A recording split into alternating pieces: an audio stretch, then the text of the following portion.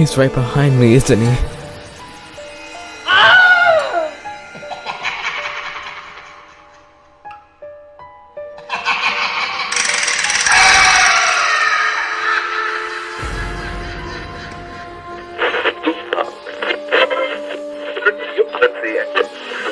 Gather around, everyone. It's time for a story. You're listening to the Supernatural Tapes podcast with your host, MJ Dixon.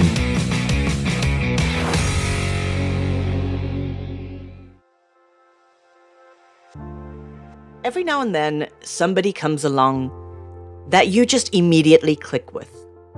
The moment you meet them, it's almost as though your soul recognizes them. There is this instant friendship, this sisterhood, and that's exactly what happened when I first met today's guest. She is an incredible evidential psychic medium, a grief coach, a paranormal investigator, a teacher, a writer, and one of the most down-to-earth people I have ever had the pleasure of getting to know. Please welcome Kim Sage. Hi, Kim. How you doing? I'm good. How are you? I'm good. Thank you so much for being a guest on my Supernatural Tapes podcast. I am honored that you have me on with you. So thank you. I think we are going to jump right into it and find out a little bit more about who is Kim Sage. How did you get into all of this, all the spooky paranormal mediumship? Oh my gosh. I guess I was kind of born into it.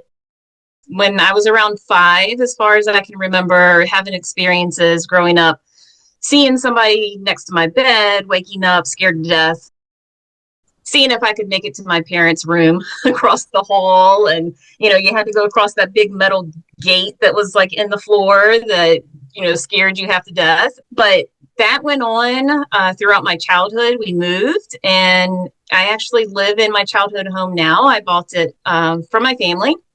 And so growing up throughout the years, my room had so much activity. And funny enough, I saw everything come from my closet door. So literally a monster in the closet. Yes, literally. I saw things I can't even explain, but I kept it all to myself because at the time I grew up in the 80s and 90s, unless your parents were open to it, you didn't talk about it. You had imaginary friends, so I kind of lived in silence with it for a long time. When did you get into the investigating side? Because that came pretty recently for you. Yeah, that didn't come until later. So it wasn't until I met FPRI with John Sullivan, in 2019, I think, when I met you, or a little bit before that, when they had a Paracon there. They had a Paracon, and so I met John. Is that Belle Grove Plantation Paracon? Yeah, feels like so long ago. It really does. So I had started attending investigations there because up until then, it was something that I just always lived with myself. I had never actually been on a proper investigation. So it intrigued me when they would have these public investigations. And then when I would go and experience activity with somebody else, that was just a game changer for me because I was like, oh my God, other people are experiencing this too. Like, I'm not alone. Up until that point, I just experienced things and they just stayed with me. That's one of those, oh my God, I've met my fellow weirdos. Yes, right? Because other people were experiencing this. So for the first time, I felt normalcy in my experiences. I 100% know that feeling. I mean, it was very much the same for me. Growing up in South Africa and Zimbabwe and not being able to speak about mediumship at all, and then moving to England and getting into investigating. And I was like, wait, you can make a career out of this? This is amazing. Okay, I live here now. Right. Yeah. Yeah.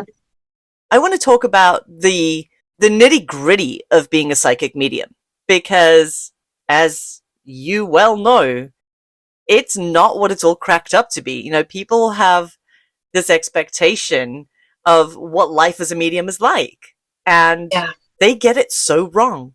So, yeah, let's talk a bit about that. They do. In my experience, a lot of people feel like mediumship is all rainbows and sunshine and unicorns, and it's not. It's so not. It is on this journey. I've had to do a lot of inner child work. I've had to do a lot of, it's almost like you're looking at yourself like an onion and you're peeling back layers of you and healing. It's a lot of healing. It's a lot of energetic work. It's a lot of trusting in the unknown. I think that's the hardest part for me, right? When you're developing your mediumship, it's the trusting in the unknown. And, you'd pick up information and all of a sudden you're like, is that me? Is that my ego? Am I making that up in my head? Am I actually speaking to the other side, or do I need medication? No, that is it's a legit concern, because it's scary, right? Because you are in that moment of, let me tell you a story really quick. Sure. So Story time. My son is on the autism spectrum, and we had to see a psychiatrist. And my son can see spirit like I can. And so we are in the middle of this meeting with the psychiatrist professional, and she asks my son, do you see things that nobody else sees? And in those moments, I was sweating. I was inside thinking, oh my God, how is he going to answer? How is he going to answer? To my surprise, my son said no, that he didn't. But I was on the edge of my seat, and I was seriously thinking, is this lady going to call CPS on me? Like, all of these things start going through your head as a mom, trying to harness his gifts and let him know that they're, normal and beautiful. But also you have this other side, because of the way society still treats us, of this, like, something's wrong, like mentally something's wrong. I was about 8 years old, and my mom was always on my case, like, do not speak about this outside of our family. You cannot talk about this at school. And I remember my mom being called into my school because I got into a lot of trouble for what they said was telling ghost stories. Basically, our school was very haunted. And I was just like, oh, hey, there's the dead lady in the girls' bathrooms. I'm like an 8-year-old kid. I'm like, hi, dead lady. Because that's what you're seeing. Right? But to me, it was completely normal. That is how I was raised. It was fine. Just because you couldn't always see them, it didn't mean they weren't there. And yeah, there were a lot of times where my teachers were like, we think something might be wrong with her. Oh boy, if only you knew. And in this whole journey with my son, with his autism, I actually was able to get him diagnosed and go down the right track because of spirit. I had a dream, and my grandmother in my dream came through and said, he has autism. And I was like arguing with her in my dream, going, no, he doesn't. Because at that time, I was only aware of the autism that nonverbal or lower functioning. So the higher functioning is what they would consider Asperger's, but now it's on part of the spectrum. That totally resonated with my son. So it hadn't been for my, spirit to tell me in my dream, I would have never known what route to go through to get him proper help. Now, what is it like being a psychic mother to a psychic child? Because I know that if I ever had kids, I would have been a complete helicopter pilot. Like, I would have been that parent that was like, hey, how's your knee? Is everything okay? Like, yeah, sure. Everything's fine. Why? Well, it's not gonna be. Like, give it 10 minutes. Yeah, so what is it like as a parent? Oh my gosh. I'm still trying to figure that out. I have older boys as well. With them, I would actually have dreams, and they would come to me in dreams and talk to me about situations with friends. And then I would approach them about that. And they were like, one of my sons was like, Mom, you're starting to freak me out. Because he wasn't really aware that he did that. That is insane. So giving him advice when he didn't really ask, but he subconsciously asked me. So, and then with my youngest, oh my gosh, I just know when he lies. It's a natural lie detector. And when he's lying to me, I'll look at him and say, do you want to change your answer? Because I know. And he just looks at me and I'm like, I know, I'm going to give you another chance. Oh my god, you are the most understanding parent. Like, Well, and one of my older kids, they're just like me. I had to learn the hard way. I didn't want to listen to my parents. I did everything the opposite of what my parents told me to do. So it's funny because sometimes my oldest will come to me and I'll give him advice. And then I'll say, some people actually pay me for my advice that I'm giving you for free. I love that. Yeah, true. You run Sage Advice and Sage Circle, and it's so funny because my company, Sage Tribe and Sage Paranormal, and then we met and we were both like, oh, hey, kindred spirits here. Except that is actually your name, so Yes. it's pretty cool. What other challenges have you faced as a psychic medium? Gosh, that is such a broad question. I feel one of the most important things is when to stay in my lane. It's when I am picking up on something for somebody. For one, you'll never see me in public approaching anybody random and delivering anything because I have huge boundaries with that and just don't feel like it's a good thing because you never know what place somebody's in. But also, even with my own personal friends and family, knowing when to not divulge or knowing when to literally just stay in my lane, literally just sit with it, that I don't have to say all the things, that I don't have to be the fixer all the time. And that's because all my life, that's what I've wanted to do is help people. So a big thing with me is being able to learn when to help and when not to, really. I used to call that my psychic Tourette's because before I realized that boundaries had to be a thing and that you couldn't just walk up to somebody in a restaurant and be like, hey, by the way, Grandma Joe says hi. You can, because you don't know what state of mind they're in. You don't know if they've just lost that person. You don't know if they're going to think you're absolutely crazy. And so I always used to call that my psychic Tourette's. I was always like, my husband, bless him, there were a few times that he walked up to me and literally put his hand over my mouth and removed me from the conversation. Like, okay, no, that's enough now. Well, and I've had other mediums tell me, how do you ignore spirit? Don't they bother you so much that you just have to? And I'm like, no, I ignore them. Because in my experience, spirit, they keep their personalities just like we have personalities. So you have to have boundaries with live people too, right? So you have to have boundaries with people in spirit. And no, I can walk away. I don't have to. I wish I could say the same. I have some that are very persistent, shall we say. It's probably because I never listen to them. It's my spirit guides that are like, hey, hello. Like, oh, damn, we're stuck with this one. Well, and honestly, I feel like mine is because when I was around 20, I actually tried to shut everything off and down because it terrified me so much that for so long, that's what I did. I ignored them. I completely ignored them and didn't pay attention to them. So actually, it's been a journey for me to be like, yes, I want to do this now. I was just thinking, I had this little image pop into my head of a squirrel running through traffic on a highway, dodging all the cars. When you're stood there watching that happen, I feel like that's what my spirit guides look like. Like I'm the squirrel, and they're like, "Oh my goodness!"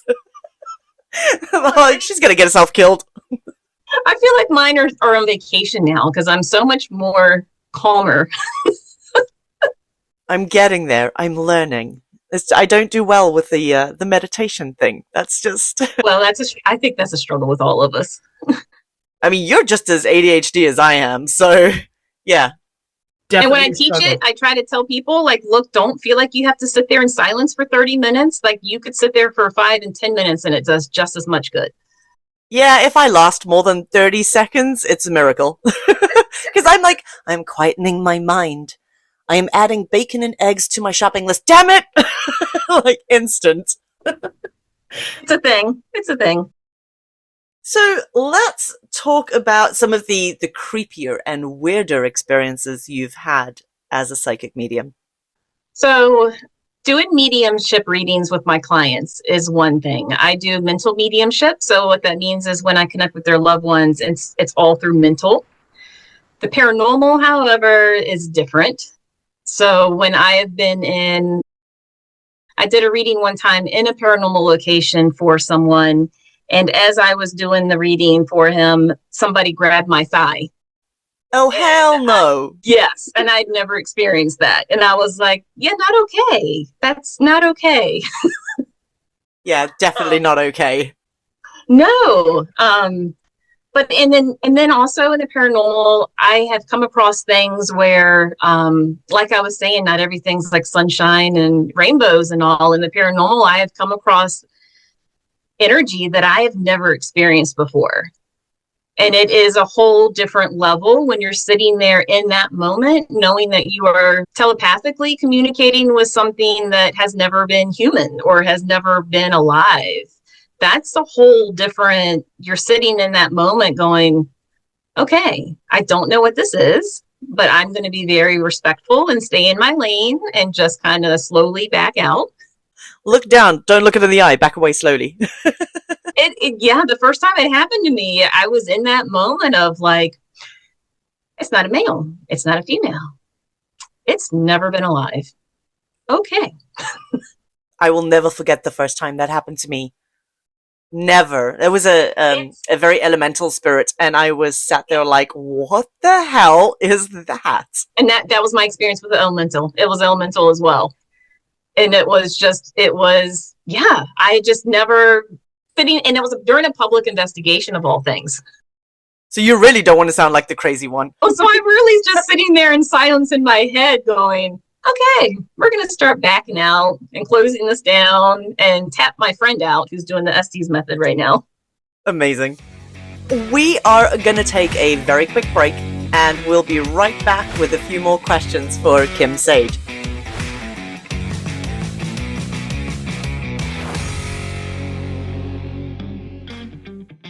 Love all things weird? Embark on an adventure like no other with your host, MJ Dixon, on a Dark Departures holiday tour. Are you ready to dive into the unknown and explore the paranormal? Investigate the haunted castles of England and Wales, where centuries-old spirits still roam the halls. Get locked down in one of the most haunted prisons, where the spirits are eager to tell their stories. Venture into the mysterious swamps of Louisiana in search of the Honey Island Swamp Monster. Immerse yourself in magical rituals that connect you to the mystical energy of ancient stone circles. Stay in haunted hotels and inns where the past never truly rests, and dine in restaurants where the cuisine is exquisite and the company is unexpected. Join a small group of like-minded seekers of the strange on an exclusive paranormal holiday like no other. Dark Departures offers 10-night paranormal holiday tours in England, Wales, New Orleans, Ireland, and other spine-chilling destinations around the world. Experience private minibus travel, comfortable accommodations, thrilling excursions, and in-depth paranormal investigations, all included in your tour package. Dark Departures, where your journey into the unknown begins. Adventure awaits. Book your paranormal holiday tour today at www.sageparanormal.co.uk. Welcome back to the Supernatural Tapes. I am your host, MJ Dixon, and I am here with psychic medium Kim Sage. So Kim, we have been chatting about what it's like to be a psychic medium, but do you find that there are more and more people who are tapping into psychic abilities?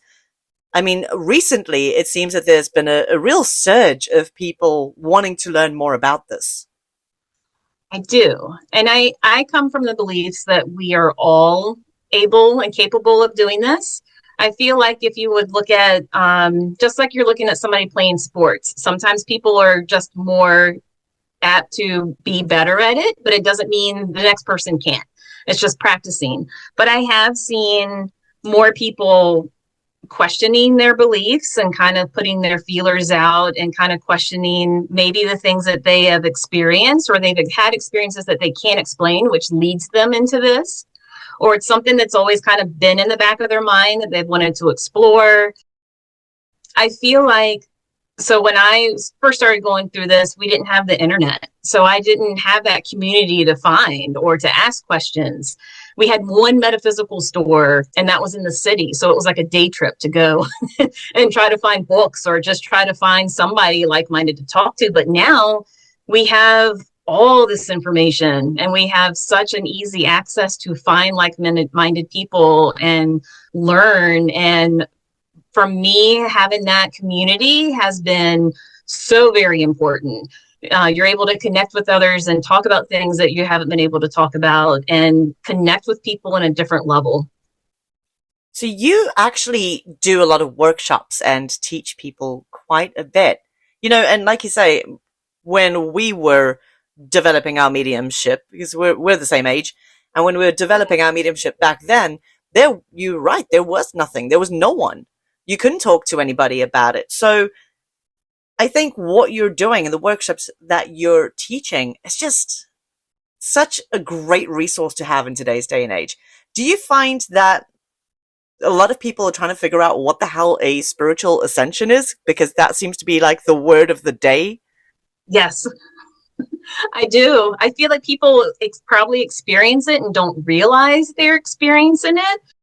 I mean, for me, a spiritual ascension is a journey towards a more elevated state of consciousness, right? And so for me, when I was first going through this journey, I would have those aha moments where it's like, oh my, all of a sudden things just clicked and made sense.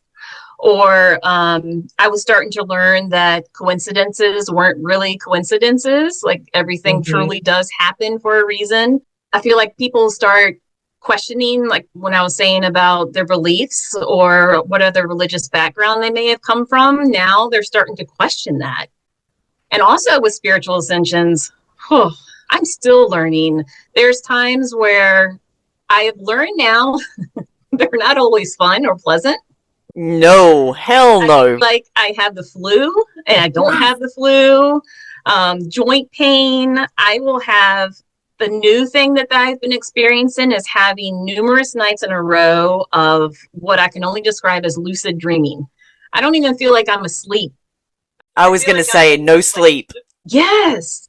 But after I'm done with all of that, all of a sudden it's like my senses have been heightened, or I've kind of shifted the way I've done reading. Something shifts when I go through these. I was trying to explain this to somebody not that long ago, actually. We were having this discussion about why they were feeling like they had flu constantly. The aches, the pains, everything that goes with it. The headaches, the temperatures, everything. But yet, when they went to a doctor, they couldn't find anything wrong with them. And so she was like, I am losing my mind. And I was like, oh, no, that's ascension flu. And she was like, I'm sorry, what? Like, what the hell's that? And so we started having this discussion about what is a spiritual ascension. So for the listeners out there, if you have no idea what we're talking about, the way I've always explained this is that sometimes we go through a energy cycle every now and again, where you will have people who are as psychic as a doorknob. Like they have never tuned into anything. They don't have a very good gut instinct. Those kind of really gullible people that go through life like la la la la la and make every mistake in the book. And all of a sudden they go through this spiritual awakening, this spiritual ascension, and things become a bit clearer. And they start paying attention to their gut instinct. And all of a sudden, they start thinking about a person and the phone rings and it's that person calling. And it starts with these little things. And then they go through another spiritual ascension later on. And all of a sudden, it awakens a bit more of a psychic ability, whether that is clairaudiency or clairvoyancy or whatever the hell kind of psychic thing is lying dormant in there. all of a sudden awakens and they start seeing things and hearing things. And then they go through the, am I losing my mind? And it's this vicious cycle. Like every time an ascension comes around and everybody, it's like a little level up, a little, I feel like that Mario Brothers where you get the magic mushroom and you, you power up. And every time this happens, I have so many people that will contact me like, what the hell's going wrong? Everything, the energy's weird. I'm feeling weird. What is this? And we are pretty much in the midst of one of those again now. Yeah. Thank goodness for my astrology friends. Right? First, and what's going on, because I will often reach out and be like, okay, what's going on? Something's got to be going on, or I'm going crazy. But that's where these communities, I love these communities, because we can always reach out to each other and be like, okay, are you experiencing this too? I love that because the two of us do it, where it's like, oh man, how's your week going? Because, girl, there's some weird stuff happening this side. Yeah. And when I do workshops, I try to tell, like if I'm doing a whole weekend workshop, I try to tell my students, look, Monday, you're probably going to be feeling like you have the flu. And it's from what I can describe, the energy hangover. It's all this energy and you're not used to using it and you're not used to navigating that. And it's just affects you physically. I want to find out, what would your top 5 tips be for people who are going through an ascension, people who are just starting to awaken? Like, where do you find the information and who do you reach out to? What are your top tips for this? Oh, goodness. Let's see. I would say trying to find your community around you. So I would look into, Facebook is a really easy way of being able to navigate groups near you, or even Eventbrite. Eventbrite has local groups that have different. So what you want to do is find like-minded people. So if it's spiritual workshops or even yoga, meditation classes, those kind of things will kind of get you in the same like-minded people to be able to ask questions and to be able to open up more. Also, I'll tell you one tip that's like just a personal care tip, like salt, Epsom salt is huge with energy, being able to help ground you and clear the energy and just help you make you feel better. It's also a really good energy clearer as well. YouTube was huge for me. Like you Really? Yeah, as far as finding meditations to be able to do, or like how to get started with meditating, I would literally Google beginning guided meditations, and find teachers that kind of help me navigate this. I never turned to YouTube. So it's amazing to me that that's where you went, because that was not my first port of call for all of this. That was like part of my journey. It was part of my journey, like finding mentors, I guess, or finding people to be like, what is going on, or what is... Oh, that is a really good one. Finding mentors. I actually will use udemy.com as well to find mentors. So when you want to find a mentor, I would most definitely try to find out more information about them, whether that's reading reviews. Like on Udemy, they often have a summary or where they'll speak. I just see if their energy resonates with mine. I can simply listen to them. Does their voice kind of feel good to me? I know it sounds kind of crazy to say that, but you kind of feel it. Or even if there's a picture, if I'm big on pictures, so if there's a class and the teacher doesn't have their picture, more than likely I won't go to it, because I can instantly look at them and see if we're going to resonate. Okay. Books, Amazon. I'll go on Amazon and just kind of type in what I want to start learning about or reading about, because the beautiful thing is there's so many different teachers and mentors. We all have different teaching styles. I like to call it planting the seed. We're planting the seed for you. So what you are interested in, you can take it in so many different levels. When I first started learning mediumship, there was a book called Spirit Speaks by Michael Mayo. He was phenomenal in breaking down the process of learning how to communicate with spirit, how to process the feelings that you were feeling, and for the different clairs, being able to differentiate your abilities with the clairs. There's also Led by Light, and that's also another mediumship ability book by Joanna Bartlett. But there's so many different avenues. You can even go to the library. You don't have to buy all the things. Searching for metaphysical stores locally, that's another good avenue. You could go and a lot of times they have workshops there too, so you can meet other like-minded people, or just in there and start up small chat. And you'll be surprised how much I don't mention what I do, but it always seems to come up in conversation for those that I need for it to, or they need it. 100%. It absolutely just comes out at the exact right time. It does. Trusting yourself, I think, is like one of my number one tips when it comes to mediumship. Because when I started reading, so I read a book by John Edwards called Infinite Quest. And in this book, I mean, this was years and years ago, he was talking about putting your ego aside when it comes to mediumship. And I was like, I am not an egotistical person. I don't have an ego. So what the hell? Like, how am I supposed to put my ego aside if I don't have one? Like, what the hell are you talking about? And I could not wrap my head around it.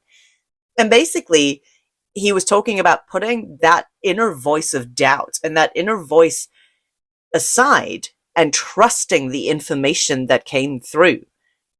And it's probably the hardest part of the entire thing is just trusting it. I 100% agree. I literally have the word trust tattooed on me. Wow, that's cool. And I literally have an arrow that points towards me that says trust. So it's literally calling my own self out. That is awesome. I had a mentor tell me this, and it just was profound in my development and helping others. But, you know, listening, if you say your name in your head, kind of pinpoint where you feel your name when you say it.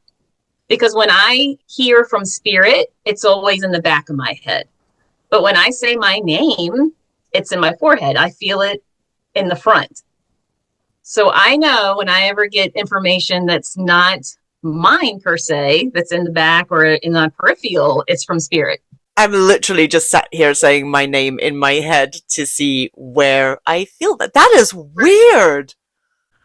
But I needed that because I questioned myself so much about my imagination. I'm a vivid imagination, which is great with meditation, but also you second guess yourself because you feel like it's your imagination making up what's happening or the answers you're getting.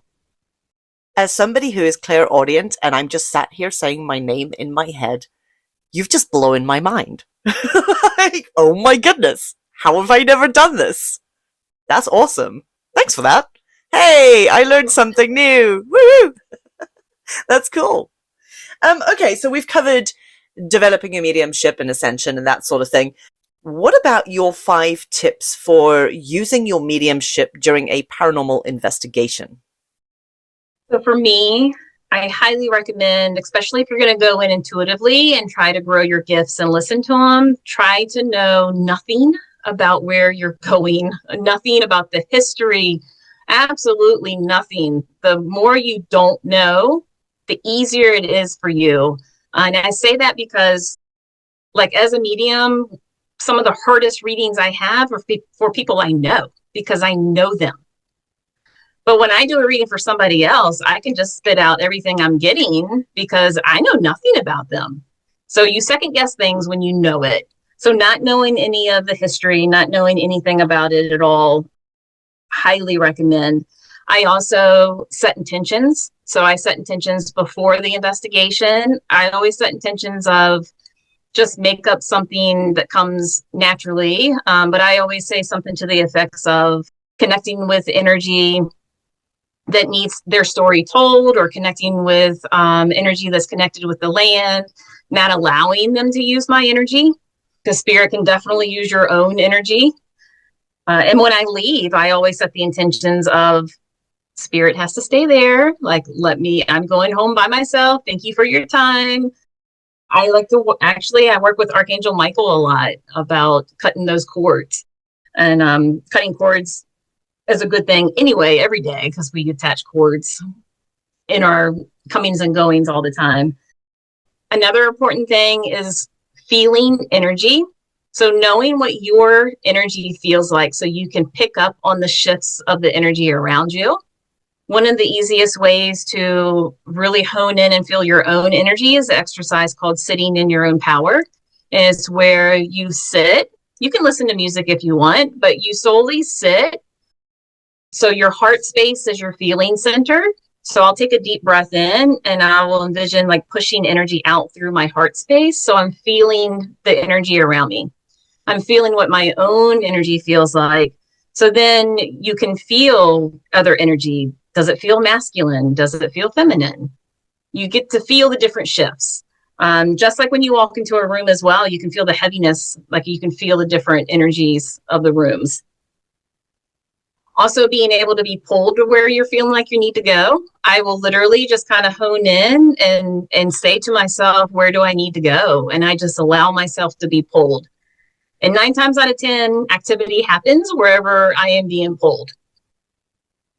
Another thing is I love to bring a notebook and just write down whatever I'm getting, not second guessing it. Most of the time, you need to go with the very first thing that comes to your head. Because when you start second guessing it is when you start kind of doubting yourself and getting into that ego, because we always want to be right, right? That's where the ego comes in. 100%. So being able to just honor what we get, write it down. And a lot of times in the paranormal, I don't get names that often with my private readings, but in the paranormal, I'll hear names and I'll just spit them out. So it's interesting how it's different, the way I work with clients and then with the paranormal. Also, I'm a medium that loves tools. So I love having a paranormal tool, if anything, for validation. It helps build your confidence. So if I'm talking, the REM pod can be going off at the same time I'm talking, or recorder. So I'll say a name and then hear back on the recorder and you can hear them answer as I'm answering. So that's really cool to be able to be in mediumship talking and then hearing spirit on the recorder at the same time. That's exactly why I focused most of my investigating on EVP, because I'm clairaudient. When I'm sat there in this wonderfully haunted location and I'm hearing them talking around me or saying something to me, if I can hear them, I can record them. Yeah. And when you play it back and you can hear the answer, it's mind-blowing. And then not just for us, but because it's validation for a psychic medium, but it's proof that you're not losing your marbles. Like there is genuinely somebody answering on the other side. I get so excited when somebody else experiences the same thing I experience. It just makes my day. I'm so glad I'm not the only one. I love taking people on investigations and everyone. So a lot of people that have been on my investigations, by the end of the night, they're always like, how the hell do you record so many EVPs? Like, how do you do it? And I'm like, I think I just talk so much that the other side is like, oh, for crying in a bucket, somebody just answer the woman. They're just like, she's not going to shut up, so you might as well answer. And 2, it's just knowing what questions you're asking. Being careful with how you word your questions and things during the investigations gives you a lot more activity. That's really important, is the way you word things or how you come across, because you do have to think about where you are and you have to think of certain things. Like with some locations, I have to think, well, would they know how to count? Would they be able to tell me how old they are? Or, sometimes we ask those intellectual questions of how many people are in the room. Would they be able to tell me that? There's a little exercise that I used to do. And when you were talking about reading the energy and knowing your own energy, this was something I started doing many years ago. My mediumship was just kind of figuring itself out. And anytime I walked into a public space, for instance, if my husband and I went for a drink somewhere, I would sit in a quiet corner of the restaurant or the bar, and I would pick like 3 different people in the room and just watch them for a second. It sounds really creepy. I'm not a creep, I promise. But I would just watch them for a couple minutes and get a feel for their energy. Each individual person, like one male, one female, one that's real happy, one that's, seems like he's having a bad day or a little bit angry or whatever the case is. And then I would pick one of them, close my eyes, and see if I could follow their energy around the restaurant or the bar. And wherever they were walking, like track their energy with your eyes closed, because essentially that is exactly what you're doing in a haunted location. It is. You're closing your eyes, or you're just tuning yourself in, and then you're honing in on that energy and following it around the building.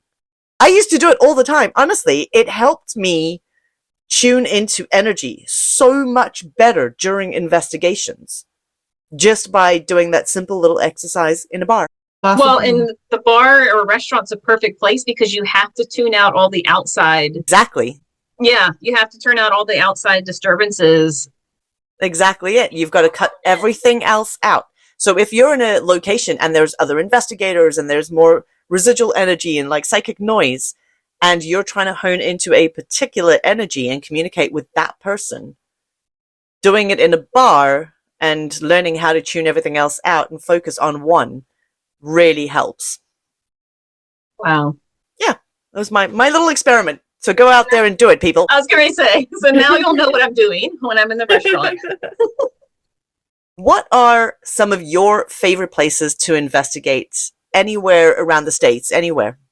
I would say one of my favorites is quite local to me. It's called the Cabin on 360. And I feel like it's because it has 3 different locations on the property with 3 different types of energies. So in Virginia, you have lots of layers. We had the Civil War, the Revolutionary War. There's just so much that's happened throughout the years. But on this one location, it was known for having one of the Civil War battles on it. But in the woods, I had this profound experience one night of seeing a Native American warrior. Like I kept just seeing the word warrior in my head. And I could see him. I could see his specific war paint that he had on his face. And it actually came through on EVP. We heard like warrior, like he was questioning like what warrior meant. But they would have spoken a different language, right? So it was kind of like, what is she talking about? But going home after that, I went down this rabbit hole of finding this specific war paint. Like I was like, I know I saw it. I need to figure out what tribe he was from. And it ended up being Cherokee, which is North Carolina predominantly. But the fun fact that I found out is that the Cherokee, some of them were known to be involved in the Civil War as a part of the Civil War. It was really interesting for me to find that. It was one of those like aha moments.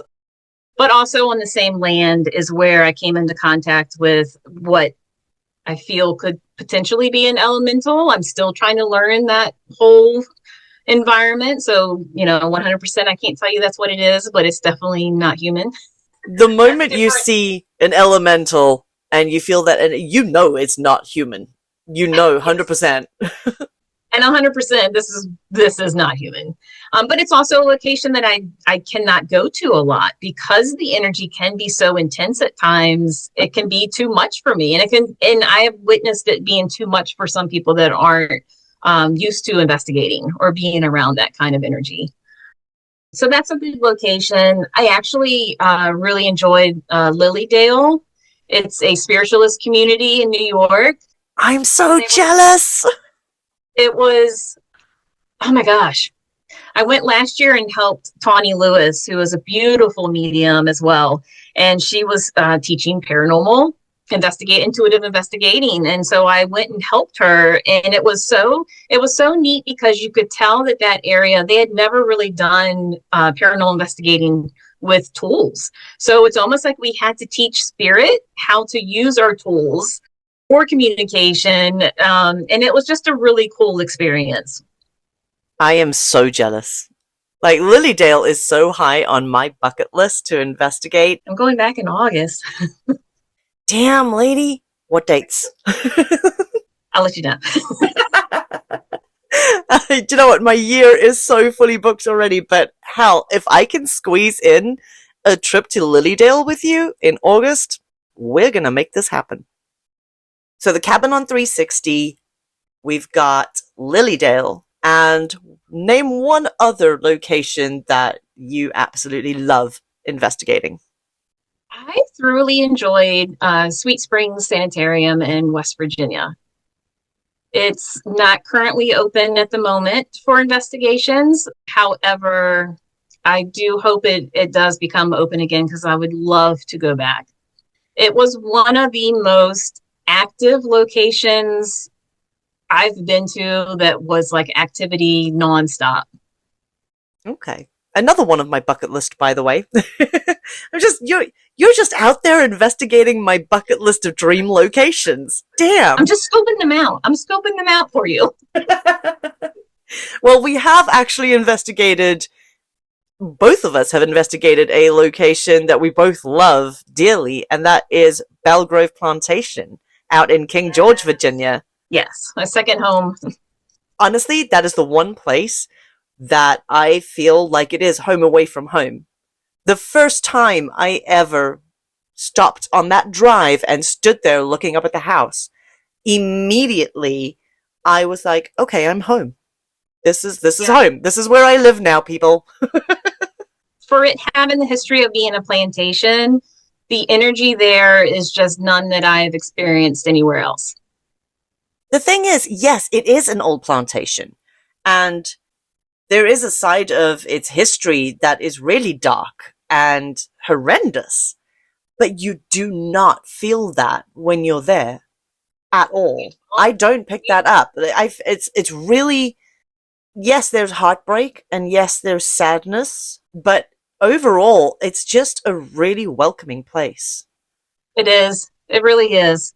So when was that built? What year is Belle Grove built? Is it 1600s?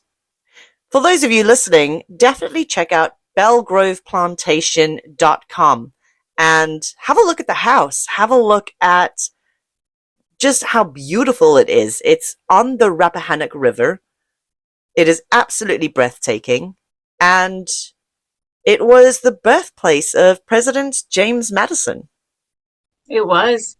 So the land was established in 1670, but the mansion was starting to be built in 1791. And that the house materials had come from James Madison's grandmother and uncle's house. They took down both of those houses and used the material to start building the mansion. And then throughout the years, it exchanged numerous families' hands. It actually went through the Civil War.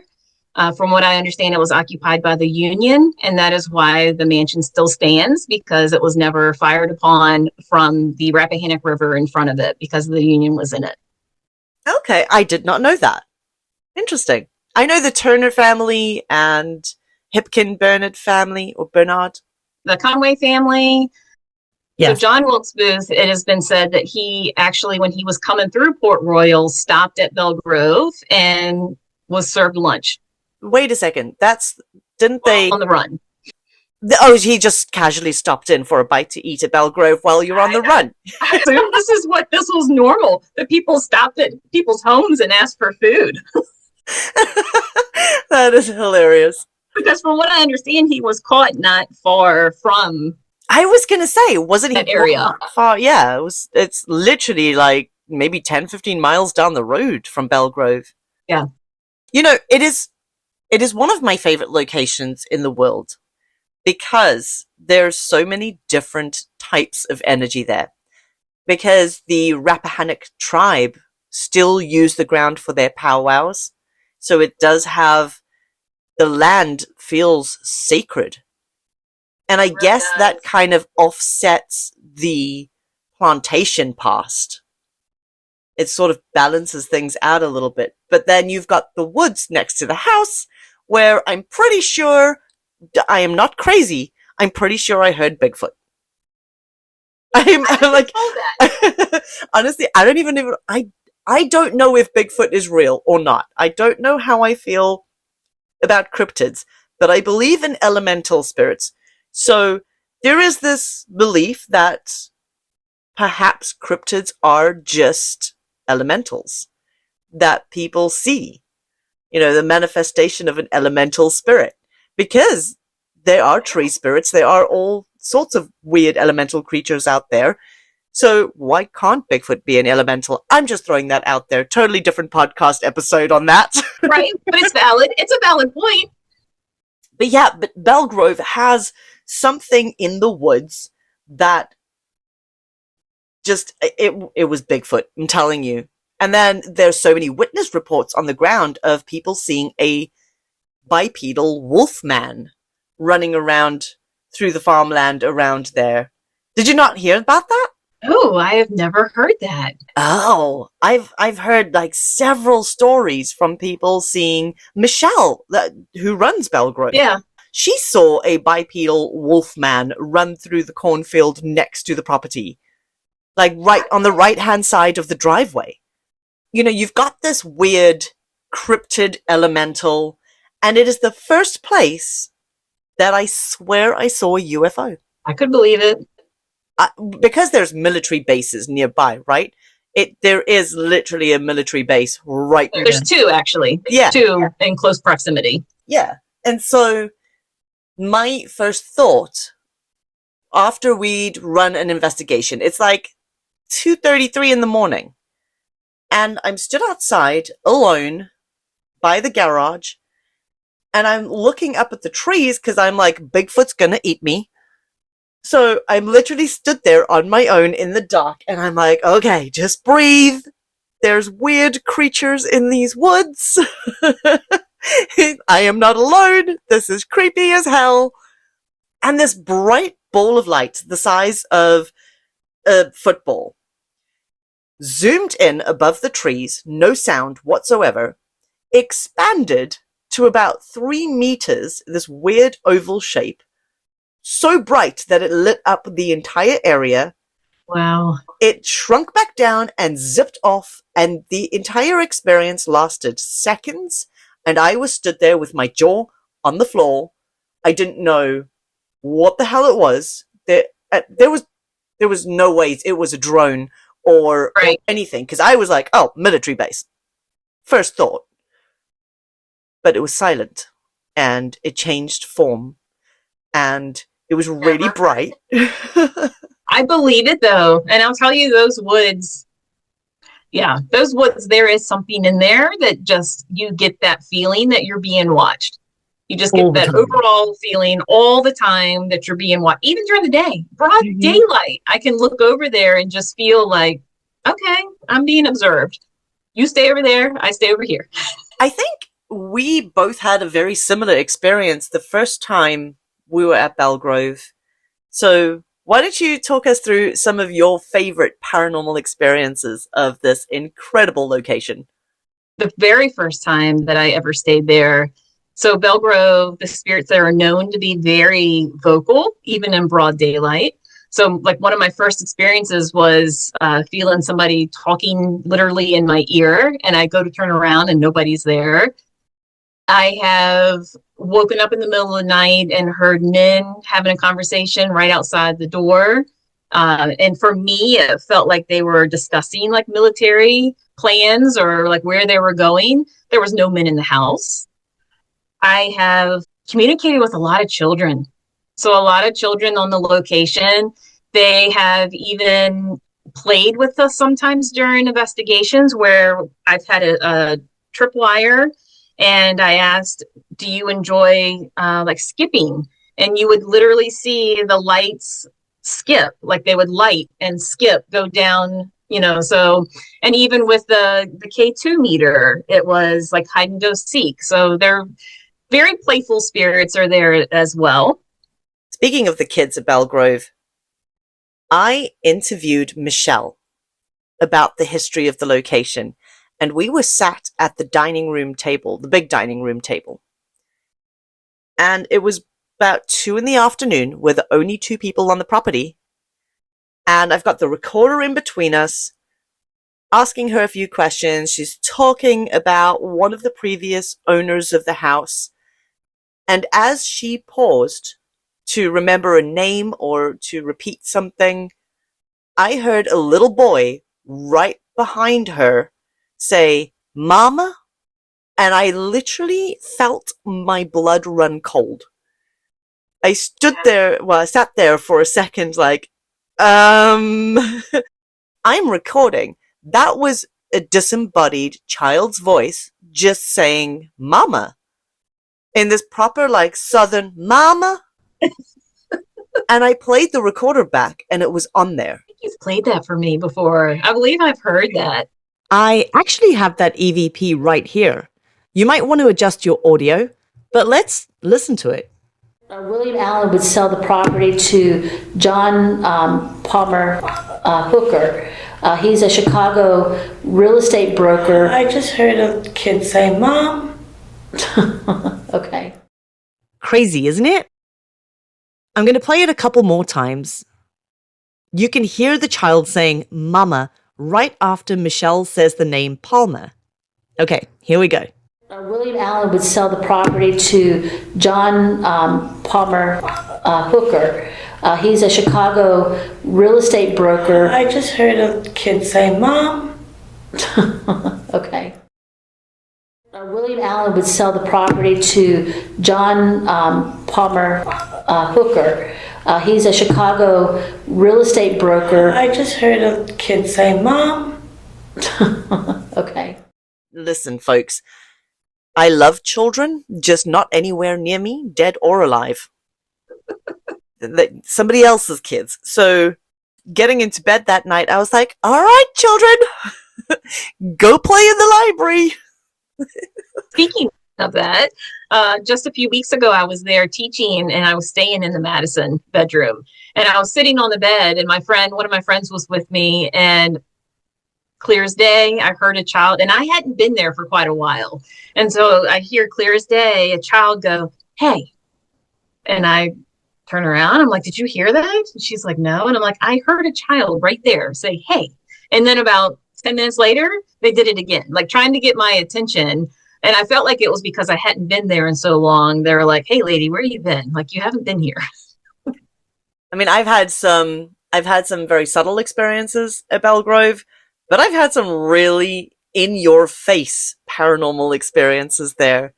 And one of them was when we were hosting Sage Paracon, my paranormal convention out there. And we did that murder mystery night where we set up the fake seance in the Madison suite bedroom. So for all of you out there, our paranormal murder mystery night, we had clues. It was like an escape room. So we had clues and things in each room of the house, and you had to either investigate or get a riddle from a Ouija board and then figure out the answer and open a crypttext with the answer. And we hid the crypttext in one of the wardrobes in the room. And every time somebody came in, one of the groups came in, I think it was me and you doing the fake Ouija board session. Yeah. And the second group came in. As they opened the bedroom door, the door to the elevator room flung open. They thought we were doing it on purpose. And the two of us sat there like, what just happened? I thought it was part of the act. The whole group's like, wow, how did you guys do that? We're like, we didn't. And I think it was the last group of the night where we had the wardrobe behind us. The doors flew open behind us, and everybody was like, wow, yay! Like, guys, that's not us. They really got into that. And the K2 meter kept pinging red, like it kept going red. And then we found out that Cassandra, she would open up the door and she would have her little skit and she would say, "Open." And then we figured out that it kept Every spirit time was opening. Yeah, her role was she was the ghost of Mrs. Madison, and she would come out and tell her little story about being the ghost of Mrs. Madison who was murdered, and you have to solve her murder. And she would point at the writing desk where the crypttext was hidden. and she would point at the drawer and say open, and then you had to go rummage through there and then do the riddle and etc., etc. But it was every time she said the word open, a door or a wardrobe or a something in the room would literally open on its own. It was great. We were like, this is fantastic. We've got the ghosts in on our murder mystery night. This is awesome. Definitely one of my favorite places to investigate. There's also some creepy experiences. I don't know how you feel about the caretaker's house. So, Mr. Lee and I have had some experiences together. So, Baldwin Lee, he was a former overseer of the plantation. So, naturally, he was not a very pleasant man and was in charge of doing some horrible things. He has always come across as a very, he just doesn't like us. He doesn't like anybody. Mm-mm. He will come across on the recordings. You could be talking to somebody else on spirit just fine, and you'll hear he's coming. And then all of a sudden it's cuss words or it's profanities. It's just get out. Very, very angry. I am a woman that doesn't listen. Right. So he doesn't like me because I don't listen to his commands. But also in saying that, he has tried to intimidate me spiritually by coming into my dreams at home. A few times he has come into my dreams at home or tried to intimidate me in those kind of ways. So finally, pretty much had an understanding. I don't really communicate with him. He doesn't really bother me. We just kind of have this understanding. But it was interesting during your Sage Paracon this past year. I had an astrologer friend, Joni, pull his chart. And through his astrology chart, she was able to find out that he had an affair with a worker on the plantation, and he impregnated her. And the town of Port Royal ousted him, disowned him, and that's when he took his own life. And Michelle confirmed that. He was not happy. That is nuts. I went to his grave. He is not a very nice man. No. Definitely not. You know, the last Sage Paracon that we did, I had a really weird experience at the caretaker's house because I was investigating it with Richard. And Richard was already in the room, and there were a bunch of women in the group that had walked in, and I was making sure that the last person of the group had, made their way into the house. And so I was stood outside, and I kind of looked back at the main house, and I saw a person standing on the patio by the front door. And I was like, who the hell's this? And why are they lingering there? Everybody should be in their groups. We need to get this next session started. And Richard said to me, because I was sort of halfway walking into the door and I had my hand on the doorknob, and he was like, hey, MJ, in or out? And I kind of turned towards the door to say, like, hang on, I'm seeing who's wandering around outside the front of the house. And I looked back at the house. There was no one there. The figure disappeared. And I was like, so I'm trying to figure it out. And as I turned my head to walk back into the house, I hear this real gruff, horrendous male voice go, MJ, into my ear. And so I got such a fright. Like, I nearly dropped to the ground because it was terrifying. Right in my ear. Yeah. And I thought it was Richard on the other side of the door messing with me. So I pushed the door open. I'm like, dude, are you trying to give me a heart attack? What the hell? And he looked at me so confused. Right. Like, what's going on? Yeah, he was like, I never said a word. I didn't say a word. And the woman in the room were like, are you okay? He never said anything. We've just been sat here. Well, that door has been known to just fly open. Really? That front door. Yeah, John actually has video of it where two people are sitting there, and then you see the door fly open, and the woman like flies into her husband's lap because it scared her so much. I mean, I've been in there with Elizabeth. The two of us were stood in there, broad daylight. She started filming a video on her phone, and then on the audio, you hear somebody shuffling towards me, and then you hear me go, nope. And I just take 2 steps to the left. Like, no, that's a little close. But then you hear a really gruff male voice on the phone's audio saying, I'm coming closer. Oh. And I was just like, no. We are doing Sage Paracon again, and you are one of our speakers. Yay! I'm so excited. I love your Sage Paracons. It is, if I could describe it, it's a family reunion. It's a family reunion with all of us fellow weirdos and paranormal enthusiasts, and it's just a beautiful weekend. It is one of my favorite weekends of the year. So for those of you listening, Sage Paracon USA at Belle Grove Plantation in King George, Virginia is going to be the 26th to the 28th of September this year. And it happens to be my birthday celebration. Woo, woo, woo. So it is a very small event. There's usually about 40 to 50 people for the weekend. So real intimate event. We have 5 or 6 speakers over the weekend. We do workshops. We do talks. We hang out. It's a bunch of weirdos. The tribe are the most welcoming people under the sun. And yeah, so definitely check out the website sageparacon.co.uk and come along and join us. That'd be great to have you there with myself and Kim and a host of other wonderful weirdos that are going to be giving talks. Definitely join in. So, you know, we talked about everything that we love about Belle Grove, and you said that you were just there doing some workshops and stuff. So what else have you been getting up to?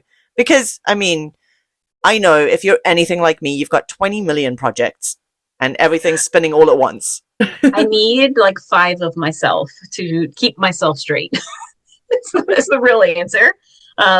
I'm actually in school full time, so I just recently went back to college and earning my business degree. My plans are to use that in my small business and expand that more. I am working on writing projects. I actually have an idea for another workbook, but I'm also writing 2 books as well, creating more workshops. I'm actually going to bring Sage Advice back to Facebook. So I'm working on bringing that back into the mix, and yeah, just trying to find balance in all of that and have a family and be a wife and have friends and trying to navigate all of that. Crazy lady. We do it to ourselves, don't we? We really do. I don't know what it's like to not do anything, because even when I'm supposed to be healing, I am still doing things. And you said you're doing another workbook. So what is your first one? So my first one is a paranormal workbook. So its name is Intuitive Spectral Journey Log. And the concept was, in the very beginning of it, I helped break down the different clairs and how to work on building those. And then I go into how to go about an intuitive paranormal investigation, like the steps that I take and what I found that helps. And then the rest of it is a journal to write down where you were, different things with like the moon phases. I have found in my experience that the moon dictates the type of energy that I can have, or the weather, like if it's storming. So all of those kind of things. Yeah, so it's mainly like a mini how-to, and then the rest is all your experiences investigating. And on top of this, you have cards as well? I do. I'm a grief coach as well. So I have my grief journey cards. They're intuitive.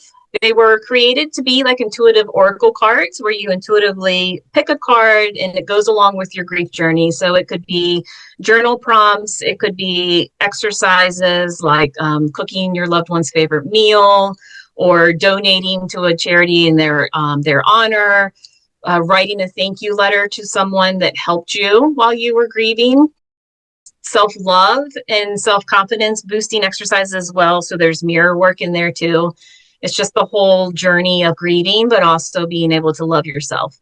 I love that so much. I love that. And as if you are not busy enough, you have recently launched your Patreon page. Congratulations. Yeah, thank you. That has been a long time coming with a lot of support and influence from not only you, but from a lot of my students as well. So it's been a product of love, really. It isn't Patreon a weird platform? Like, you form such a great community on it, and you get really attached to it. It is. It's become my little baby. It really does. I mean, I remember when I launched my Patreon, I was so nervous. I was like, is anyone gonna want to listen to anything I have to say or read anything? Like, what am I gonna put on there? It's so scary. Yeah, now, I mean, I get obviously all your notifications. I am one of your Patreon members. Thank you. I love it. I love reading everything that you put up on there. But what can people find on your Patreon page? So there's different levels, all the way from like $5 to $33. So it's different levels of membership, but you'll find monthly astrology forecasts. I actually paired up with my friend Joni, who's my astrology guru. So she does an astrology forecast for the whole month that all of my subscribers get to see.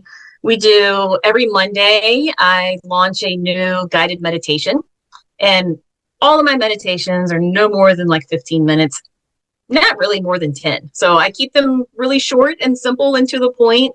I want to start doing workshops and continue that online engagement. And every month we actually do live Sage Circles, spiritual circles. So we get together and through Zoom, able to do different spiritual exercises, whether that's meditation or working with their clairs or, gosh, learning all things spiritual. And I let them help me guide them. So what they want to learn and where they want to go.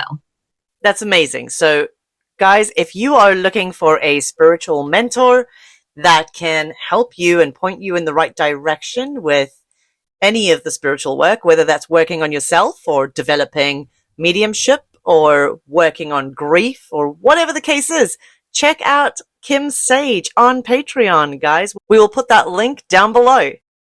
If you have never heard of Patreon before, I suggest you check it out. Patreon is a paid membership platform. It is for content creators like myself and Kim and many other weird and wonderful people out there. And we have different tiers. So anything from the same as a cup of coffee, the cost of a cup of coffee. You can get a month worth of content. And as you go up in the tiers, in the price, you get access to different and more content. So definitely check out Kim Sage on Patreon. And you want to visit www.patreon.com/Kim Sage to find this lovely young lady. What else have you got going on? I actually am enjoying the calm before the storm of traveling to various Paracons around the country this year. Yeah, that's what I'm doing right now, is just trying to relax, do school, and work on what I can at home before I'm on the road. And where can people find all of your information? My website's the easiest. So my website is www.kimsage.info. There you'll find info on how to book me for readings. So I offer in person, but also virtual as well. You can find where I am at different events. You can find workshops that I'm going to be at. Even events at Belle Grove would be on my website. So pretty much anything you need to know is right there. Awesome. Ma'am, thank you so much for being a guest on the Supernatural Tapes. This has been a wonderful conversation, and it's been great catching up with you. I truly appreciate it. This has been my pleasure. Thank you. And I will definitely talk to you soon because we've got to discuss our little September adventure that we're doing together. Yes, we do. I'm super excited. But I'll talk to you soon. Have a great day. And yeah, we'll catch up. Thank you. You as well. Bye. Isn't she just the sweetest? Do yourself a favor and visit Kim's website, book a reading with her, check out her classes. She is an incredibly accurate and wonderful psychic medium. I absolutely adore her. If you want to hang out with Kim and myself, as well as Tim Shaw, Brad Blair, Calvin Von Crush, Richard Estep, and a bunch of other wonderful weirdos for a spooky, fun-filled weekend of all things paranormal, then grab your tickets for Sage Paracon. It's taking place this September, the 26th to the 28th, at Belle Grove Plantation, the very, very haunted Belle Grove Plantation in King George, Virginia. Tickets are almost sold out, so hurry and grab yours as soon as possible. They're on the website www.sageparacon.co.uk. I hope you guys have a great day. Get out there, enjoy the sunshine, be kind, stay adventurous, never stop searching, and happy hauntings. You're listening to the Supernatural Tapes podcast, your home for all things strange.